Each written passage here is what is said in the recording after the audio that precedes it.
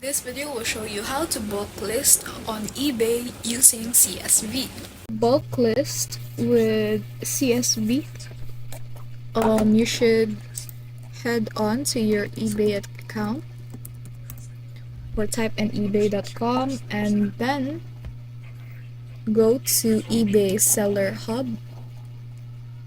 After that is click on your listing, then upload setting. You'll need a CSV file in eBay's format. Then after that is you need to download the CSV template from the page and fill in your item info like your title, price, condition, quantity, and the category.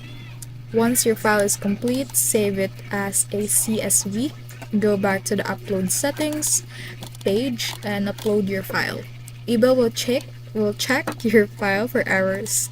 If all looks good, then your listing will be published in bulk and easy and fast.